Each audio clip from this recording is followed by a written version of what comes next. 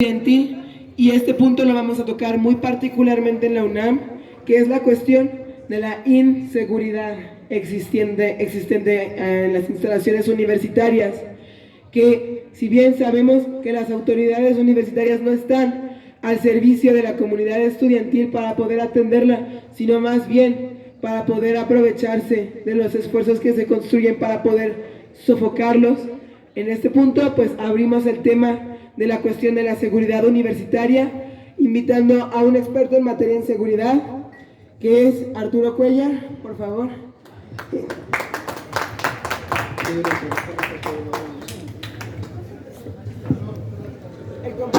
El compañero Arturo Cuellar es experto en materia de seguridad, en criminalística, y él había estado contratado por la universidad para diseñar un plan, un protocolo, un programa de seguridad para la institución, y posteriormente él da una entrevista a La Jornada en la que desvela que la universidad carece de protocolos de seguridad, y en este sentido de que él da a conocer esta información de la universidad, a él lo despiden y ni siquiera se implementa el programa de seguridad que él ya había trabajado. Quisiéramos abordar esto no nada más como una situación narrativa, sino de problematizarla, porque bien, fue el hecho de haberlo despedido por haber desvelado esta situación, que no era otra cosa más que la verdad, compañeros, que la universidad carece de un programa de atención a la seguridad de los estudiantes, y que bueno, es el día de hoy que no se ha implementado ninguna especie de programa. En ninguna de las facultades verdaderamente los estudiantes gozamos de una garantía de nuestra seguridad. Por el contrario, las fuerzas que existen, como la Dirección General de Atención, Prevención y Seguridad Universitaria, lejos de trabajar para la seguridad y el resguardo de la comunidad estudiantil, han estado allí para golpear a la comunidad que se organiza, para poder reprimir a las personas que están dando una alternativa organizativa de la comunidad. Y bueno, sin más preámbulo, pues damos inicio con la participación de acá el compañero que nos acompaña, Arturo Cuellar. Pues buenas tardes. Sí, efectivamente el problema de la inseguridad, pues, todos sabemos que está muy complicado, y agradezco la invitación y entiendo también la preocupación por el tema. Pues efectivamente, su servidor pues me he dedicado al estudio de la seguridad. Di clases aquí en Ciencias Políticas 18 años sobre temas específicos de seguridad, y a partir de eso pues precisamente tengo la oportunidad y la invitación de colaborar en el problema que es el problema de la inseguridad aquí en la UNAM. Somos una comunidad de más de 400,000 integrantes entre académicos, estudiantes, empleados aquí en la UNAM. Entonces es un problema, y sin embargo me parece que se adolece de un sistema adecuado y eficiente de la seguridad, para la seguridad de la población. Esto lo hemos visto con diferentes situaciones que atentan, digamos, contra la seguridad de las personas y también de las compañeras. Hemos visto, pues, desgraciadamente, incluso casos de violación. En el caso de, no hace mucho, CCH Sur, una violación de una compañera en los baños, y sorprendentemente pues ni siquiera se respetó el protocolo de protección del lugar de los hechos. Entonces, ante esta situación, sí, fui llamado para pues, colaborar con este tema, y efectivamente pues vi muchas deficiencias. Entonces me parece que esta situación pues se puede revertir con unas buenas intenciones políticas. Desgraciadamente pues desconozco por qué no se han aplicado los programas. Yo alcancé a presentar un programa que se lo voy a comentar brevemente en qué consiste. Bueno, en la UNAM todos sabemos que hay una gran cantidad de situaciones que afectan a las compañeras. Entre estos, pues recientemente también asaltos en medicina y en diferentes facultades. Entonces, cuando yo hago un recorrido de la inseguridad, pues de entrada no hay un diagnóstico. Entonces, aquí pueden pasar muchas cosas en la UNAM, pero no se registran. Todo eso incide en la afectación del diagnóstico para que tú tengas un adecuado conocimiento. Yo tuve la oportunidad de hacer un estudio de la inseguridad en la Ciudad de México, y me di cuenta que toda la Ciudad de México en sí presenta diferentes problemáticas. Un ejemplo es la alcaldía Cuauhtémoc, en donde tenemos, por ejemplo, colonias como la Juárez, como la Roma, como la Condesa, que son colonias pues, de clase media, media alta, pero también tenemos Tepito, también tenemos la Obrera, también tenemos diferentes colonias que también son afectadas. Entonces, este estudio lo publiqué, tuve la oportunidad de publicarlo en la editorial Porrúa, y es el estudio de la inseguridad en toda la Ciudad de México. A partir de eso yo me di cuenta que desgraciadamente el problema de la inseguridad, como ustedes lo saben, es un problema que traspasa los límites de la frontera de la UNAM, y también pues lo vemos en las ciudades, incluso en el país. La inseguridad es un problema a nivel nacional, y de entrada no se puede revertir el problema porque no hay una metodología adecuada. Entonces me di cuenta que para cada comunidad se requiere una propia metodología de política criminal, pero no existe tal metodología, porque bueno, también yo estudié la maestría en política criminal, y desgraciadamente pues con los estudios que tuvimos ahí en Acatlán, pues vimos que se carece de una investigación seria en la inseguridad en México. Podemos tener teorías pues como la teoría de las ventanas rotas, pero son teorías, digamos, que no se corresponden a la realidad del país. Entonces, pues yo, a partir de esta experiencia, me di cuenta que se requiere hacer un programa de política criminal por comunidad. Entonces, imagínense si en la alcaldía Cuauhtémoc tenemos, por decir, 50 colonias, pues tendríamos que hacer un programa de política criminal por colonia, porque el programa de la Condesa no nos va a servir para la Obrera. Son realidades diferentes. Pero si ustedes les preguntan a los responsables de la seguridad si tienen sus programas de política criminal por comunidad, les van a decir que no, porque es mucho trabajo. Esto precisamente se transfiere y se aplica perfectamente en la UNAM. La realidad de la Facultad de Filosofía es bien diferente a la Facultad de Ingeniería. Entonces tenemos que hacer un programa de seguridad para cada plantel. Era lo que yo propongo en el programa, lo alcancé a presentar, pero desgraciadamente no se ha llevado a cabo.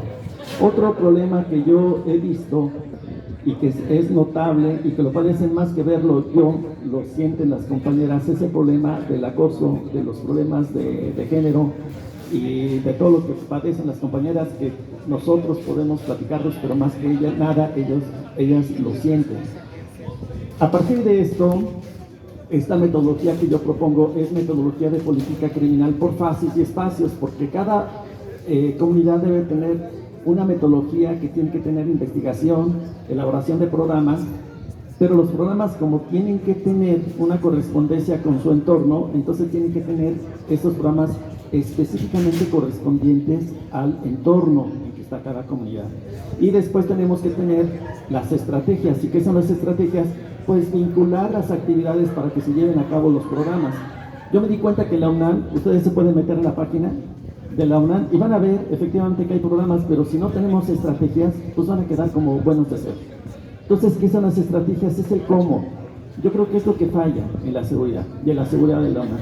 Que podemos tener buenas intenciones, pero no tenemos los programas adecuados a cada comunidad, a cada plantel, a cada facultad, y no tenemos las estrategias adecuadas. Y si a esto le sumamos una mala gestión, administración de la seguridad, pues obviamente que la seguridad de la UNAM va a estar pues, bastante deficiente. Para el problema de las compañeras, entonces yo propongo un programa que se llama Radar Morado. Y este programa, que es Radar Morado, consiste en que debe de haber una vigilancia femenina para las compañeras, y que tendría que ser exclusivamente por plantel y por turno. Esto representa que una mujer con formación preferentemente en ciencias sociales, en humanidades, en psicología, en derecho, tuviera la formación adecuada para poder atender a las compañeras estudiantes, y que fuera una compañera por turno. Si ustedes me dicen, ¿esto existe ahorita actualmente? No. Pero si queremos seguridad, pues hay que invertirle a la seguridad. Entonces, si no hay, pues hay que contratarla, y hay que invertir en este sector. Si queremos que las compañeras estén seguras, hay que invertir en este tipo de seguridad.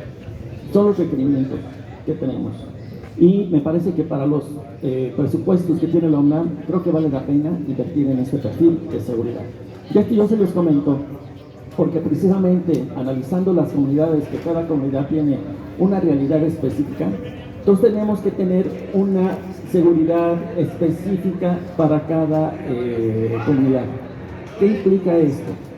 Que pareciera a veces que la seguridad de la UNAM parecieran ser sacaborrachos de cantina. Que si un estudiante va caminando y si lo ve un agente de seguridad, pues lo puede reprimir o lo puede golpear. Me han platicado casos de eso, en donde no se reconocen los derechos intelectuales y de perfil de los estudiantes. Que si tenemos,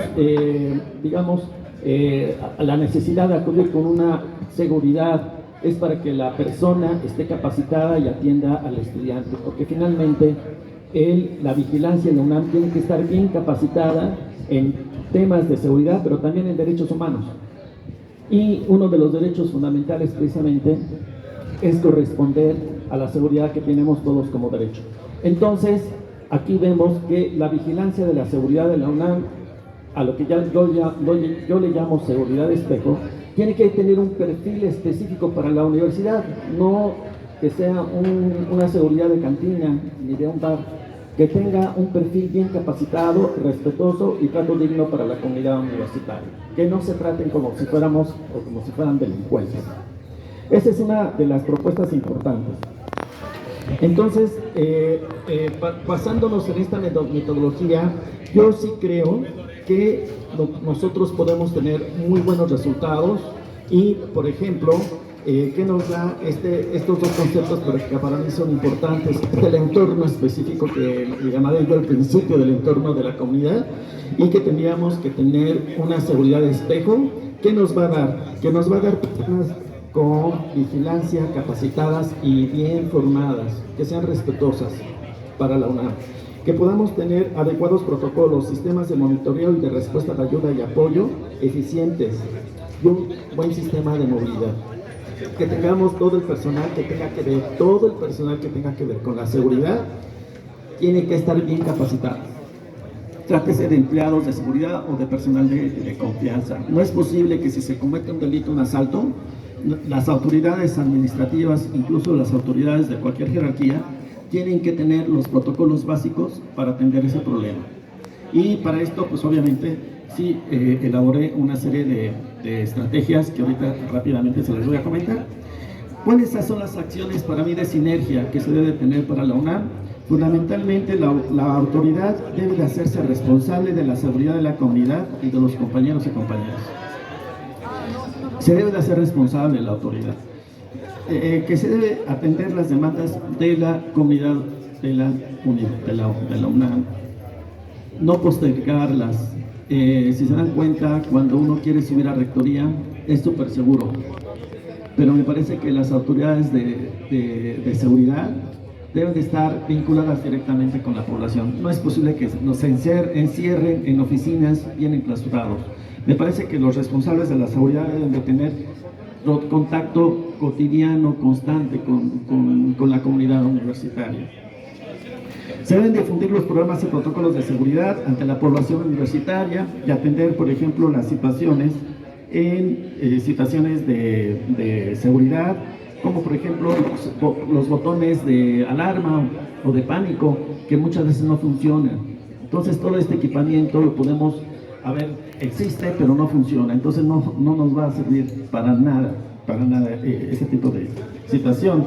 Y además de que cada plantel, yo me di cuenta cuando tuve oportunidad de participar directamente aquí en la rectoría, me di cuenta que cada plantel tiene su forma, su criterio de trabajar, y no hay un programa homologado, de tal forma que así tampoco no se pueden obtener resultados. Se debe tener una metodología estricta, apegada, y se debe tener este tipo de registros ordenados para que nosotros podamos atender las necesidades de la comunidad.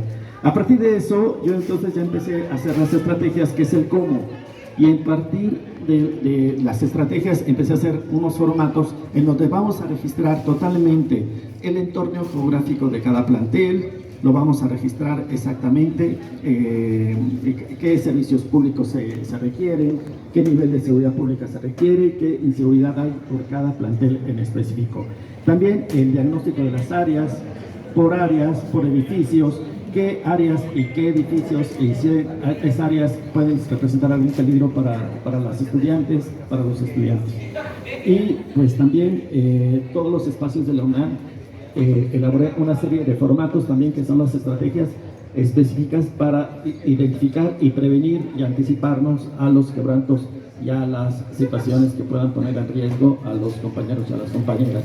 Entonces, este es el programa que yo he presentado, que por desgracia no se ha llevado a cabo, desconozco, pero pues ojalá les llame la atención y ojalá se pueda llevar a cabo y pues que se apoyen, porque yo creo que sí puede lograrse la seguridad de la UNAM. Si lo quieren consultar el programa, está una página en Facebook que se llama UNAM Sinergia para la Seguridad. Ahí pueden consultar bien a detalle lo que es el programa y también pues el desglose de estas estrategias que yo diseñé. Y bueno, pues estoy a las órdenes por si alguien de ustedes tiene alguna pregunta.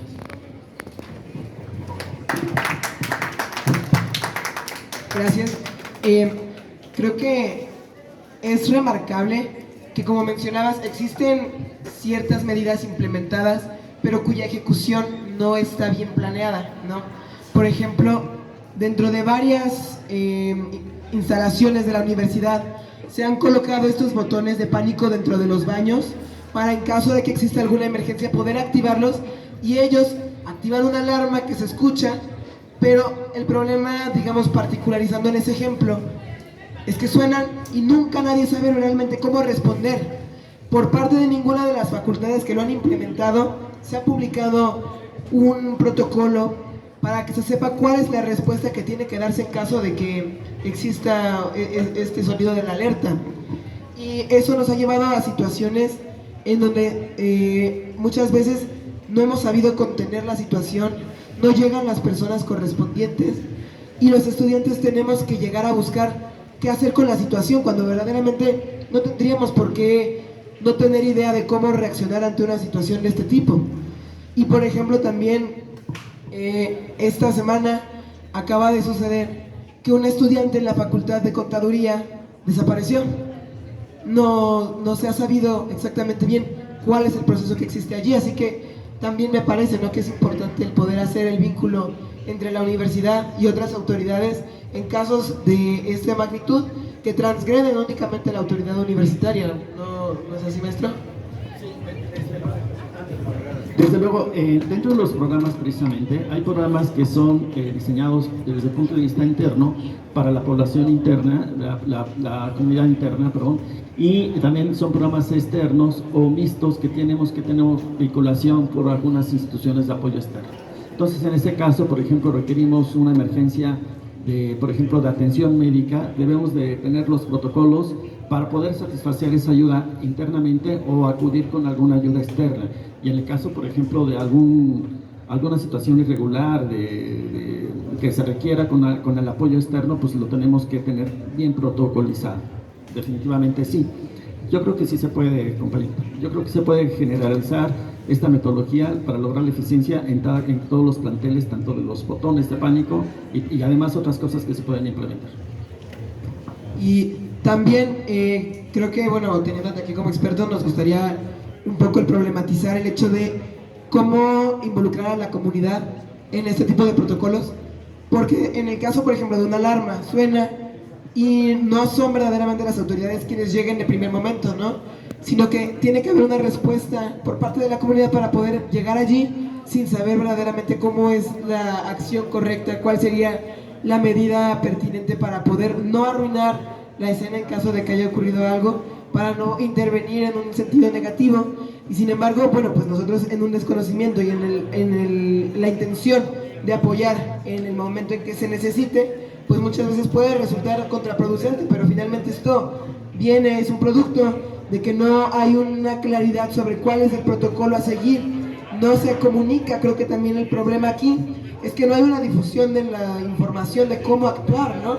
En un caso, por ejemplo, también de un accidente, ya sea aquí dentro de la facultad, en la parte abierta de las islas, no sabemos verdaderamente a quién llamar, no sabemos si se llama al 911, si se tiene que buscar parte de protección civil acá de la UNAM, si ir corriendo acá al servicio médico que está por segunda arquitectura.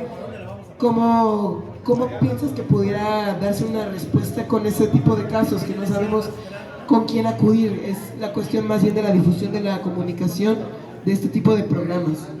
Parece pues increíble que estando en la UNAM, donde estamos en el seno, en la cúspide del conocimiento de medicinas, tenemos la facultad de medicina, tenemos la facultad de ingeniería, tenemos expertos en protección civil, tenemos expertos en atenciones médicas, etcétera, y no logremos una reacción adecuada a determinado tipo de emergencias. Es lo que yo me sorprendí, precisamente con mi experiencia, cuando yo me entero, por ejemplo, de que pues cómo está la vinculación, y no hay vinculación.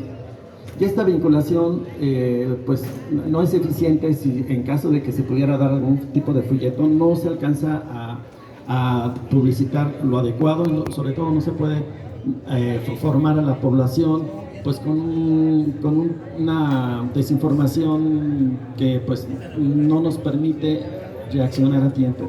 Podemos tener una emergencia médica, podemos tener un infarto, podemos tener un problema de salud, podemos tener un intento de suicidio, de suicidio. Podemos tener tentativas, por ejemplo, de autoatentados, por ejemplo, de CUTI, por ejemplo, que ahorita se dan los jóvenes. Podemos tener diferentes emergencias.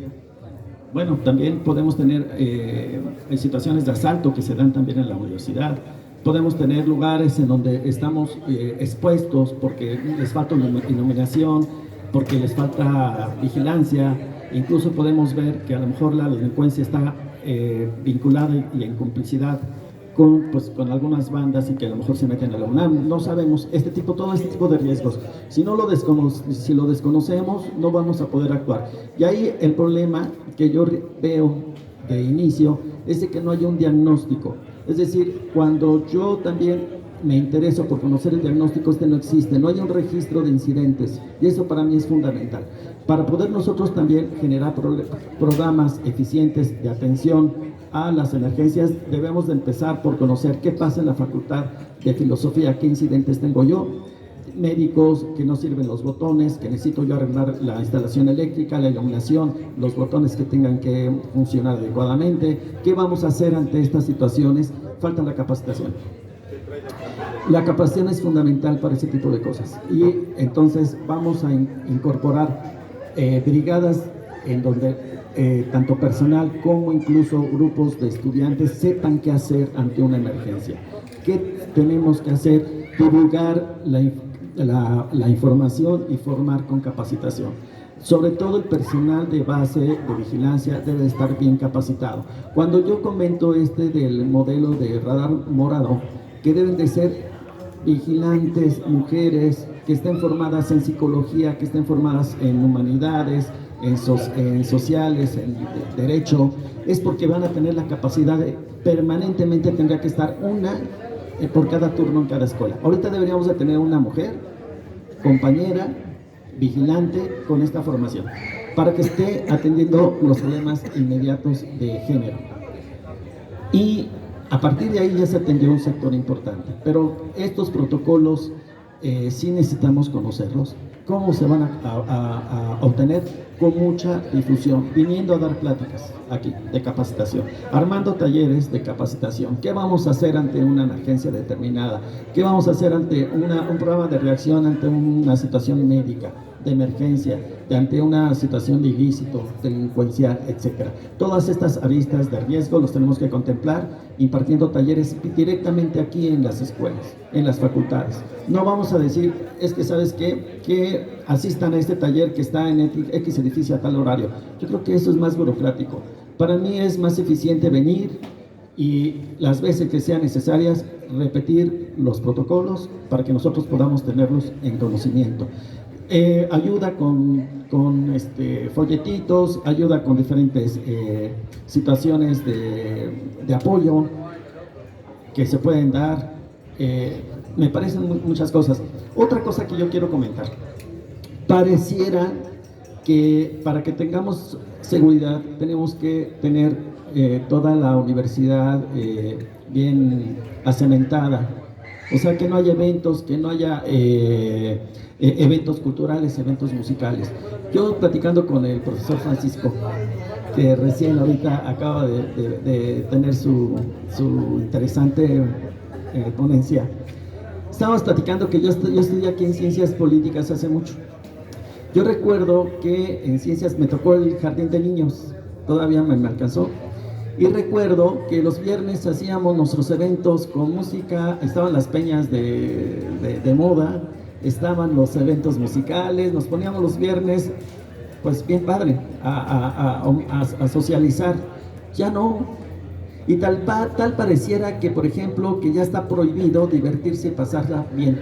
Eso no está peleado con la seguridad.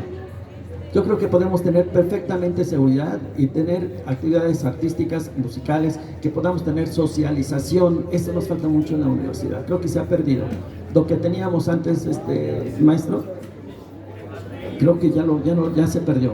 Y yo creo que eso no está peleado con la seguridad. Yo sí me gustaría ver una universidad que tenga mucho más actividades, más alegres, más de cohesión, más de socialización entre la propia comunidad, que no está peleado con la seguridad. Puede haber perfectamente seguridad con la retroalimentación de la comunidad universitaria. A mí me gustaría nuevamente ver a la universidad divertida como a mí me tocó vivir. Claro, y muchas veces en ese sentido, arte de otorgar la participación, me gustaría comentar que en ocasiones cuando ocurre algún incidente se tiende a culpabilizar a los estudiantes de irresponsabilidad o de no poder dar una respuesta, cuando verdaderamente es que ni siquiera sabemos a quién llamar, porque no existe una información que nos otorgue dónde podemos acudir. Y me parece que no solamente es la cuestión incluso de agresiones o de accidentes, sino también de situaciones como siniestros naturales. Por ejemplo, acabamos de tener el simulacro del 19 de septiembre y apenas estaban colocando los anuncios de cuál es la zona de menor riesgo, de cuál es la zona de evacuación, y de no ser por el simulacro, no los colocan. Cuando entramos a las facultades, en el recorrido que dan de bienvenida a quienes sí les toca, tampoco se muestran qué pisos sí bajan, cuáles no bajan, qué hacer en caso de un incendio, qué hacer en caso de tal o cual situación. Entonces, en situaciones que son, yo pienso, pues bueno, en estos casos que no son previsibles, ahí se nota también que la universidad verdaderamente no tiene una materia de preocupación de la seguridad de la comunidad en su totalidad, no solamente refiriéndonos a los estudiantes, sino que no hay un protocolo de cómo intervenir o cómo mostrar el camino seguro para esas situaciones, pero refiriéndonos a otras cuestiones donde existen atentados, donde existe violencia directa, tienden siempre a señalarse a los estudiantes como si fueran un problema. Quiero remontarme a una situación que se suscitó cuando aún estábamos saliendo de pandemia, que bueno, compañeros que se encontraban patinando en el área cultural fueron atacados por una patrulla de la Dirección de Prevención, Atención y Seguridad Universitaria. Por muy increíble que esto suene, porque a veces ellos quieren hacerse ver como si verdaderamente estuvieran del lado de la comunidad, solamente llegaron y patearon al compañero que estaba patinando, le abrieron la boca, y no, lo único que hicieron para poder sancionar esta acción fue suspender temporalmente a este compañero. Y verdaderamente, ¿qué hay también con las personas que se supone que deberían estar resguardando la seguridad de los compañeros, que tengan una capacitación de sensibilización? Es una problemática, no pienso que esa sea la solución última, sino que más bien es una cuestión que debe atenderse desde la problematización, desde también, por ejemplo, el personal que atiende situaciones de sensibilidad alta, como por ejemplo una agresión reciente. Tenemos aquí en la facultad un ejemplo, la defensoría está en el 5º piso. ¿Qué pasa si acabas de ser agredido? En la condición en que te encuentras tienes que viajar una distancia para poder acudir a hacer una denuncia, no sabes con quién hacerlo, la atención psicológica es lenta, no hay, estos obstáculos burocráticos parecen que verdaderamente únicamente recae sobre ti la responsabilidad y no existe un apoyo. Y bueno, no sé si quisieras comentar algo antes de que continúe. Claro, mira, precisamente esto se parte desde el error mismo de lo que pensamos que es seguridad. Ahorita, por ejemplo, pensamos que la seguridad es el policía, o es la patrulla, o es el perro en la tienda de la entrada, o es el vigilante que te está reprimiendo y que te está checando que no te muevas o que no hagas algo prohibido. Esa es una idea totalmente equivocada de lo que es la seguridad. La seguridad es velar por la seguridad integral fundamentalmente de las personas. Entonces, en esto tenemos que ver que ¿cuál es el patrimonio de una persona? O sea, la seguridad tradicional, si yo les preguntara qué es lo que debe de cuidar la seguridad, nos van a decir los bienes. ¿Hay que cuidar los bienes? No.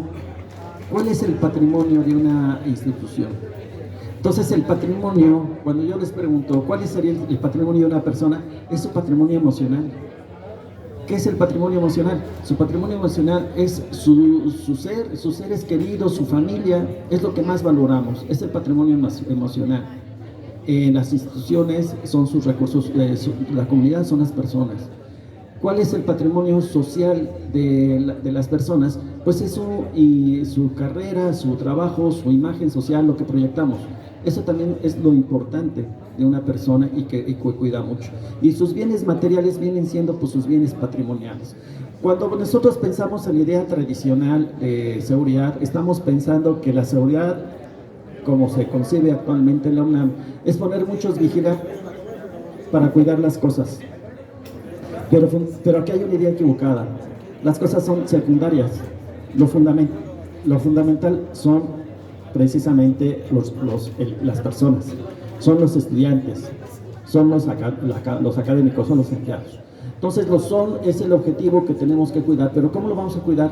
No afectando su patrimonio emocional, que precisamente es lo que muchas veces, frecuentemente, tratan de manera indigna, afectando a las personas, la gente de seguridad. Entonces, en ese sentido, es muy fácil echar la culpa a los estudiantes cuando los propios estudiantes o la comunidad reclaman la seguridad.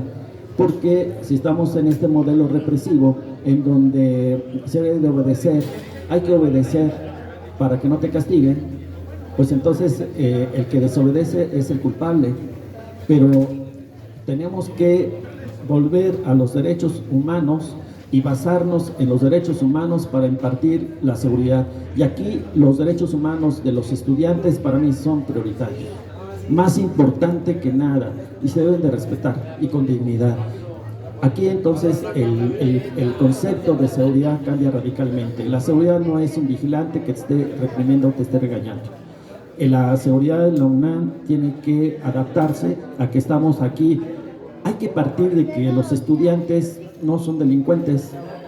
Los estudiantes son gente preparada, pensante, en la máxima casa de estudios, que están generando actividades culturales como esta actividad que estamos llevando ahorita llevando a cabo, recordando, por ejemplo, una etapa del 68, lastimosa para México, pero es una situación histórica importante. Y esta actividad es una actividad importante, fundamental para la vida universitaria. No podemos soslayar todas estas experiencias históricas. Y este tipo de actividades y este tipo de situaciones son las que nosotros tenemos que proteger como seguridad, ¿sí? Y no echar la culpa a la población porque de repente alguien violentó una norma que a lo mejor esa norma es ridícula, ¿no? Entonces esa es la perspectiva que se debe de apegar a lo que es la universidad. Es una seguridad con respeto a los derechos humanos de las y los compañeros. Me parece que el profesor Francisco quería hacer un comentario, una pregunta. Si quieres te paso el micrófono, o si quieres puedes acercarte, profe.